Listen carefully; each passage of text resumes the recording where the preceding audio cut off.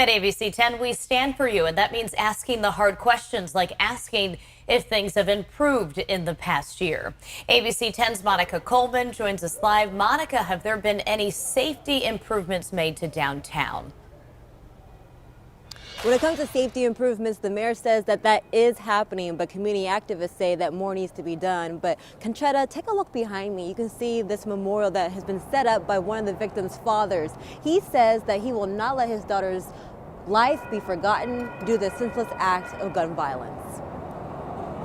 Chaos, a lot of pain, a lot of devastation, a lot of uncertainty on what was happening. That's how Barry Accius describes the night of terror. April 3rd, 2022, shots rang out on K Street, taking the lives of 6 people.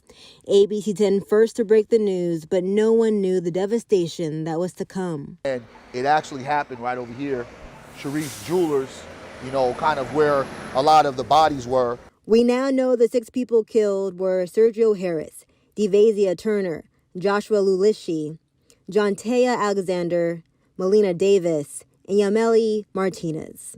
Accius, a community activist, says seeing the sea of young people run for their lives is one he will never forget. Accius says for real change to come after the K Street shooting, there has to be crackdown on ghost guns. Like, well, how are these young people or how are these individuals getting ghost guns, these illegal guns?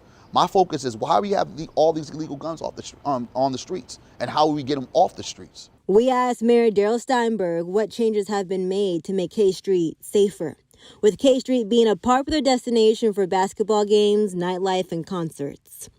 But we took real action that I think is making a difference, whether it's the hiring of the nighttime services manager to make sure that security and safety is coordinated among all of the businesses and the city. Steinberg went on to say there is also an increase in police presence in downtown, along with officers on bikes until 3 a.m. I reflect a lot on what happened a year ago, and certainly it was a horrific event for the city, for the downtown. More than anything else, a terrible loss of life.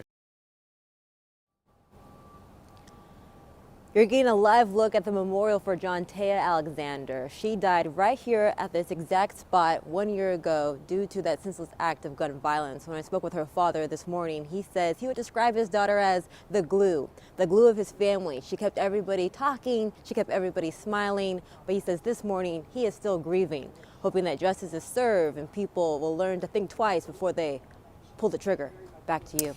Yeah, Monica, thank you for talking to him earlier. I mean, we still sense his pain. And he said 2 things that really struck us here in the studio, Bria, right? He said it was senseless, and then just a moment of hate lasts a lifetime for him. You have to think of these parents who have to continue to pick up the pieces, and maybe sometimes all you can do is raise awareness, which is what her father is doing. So our heart goes with him.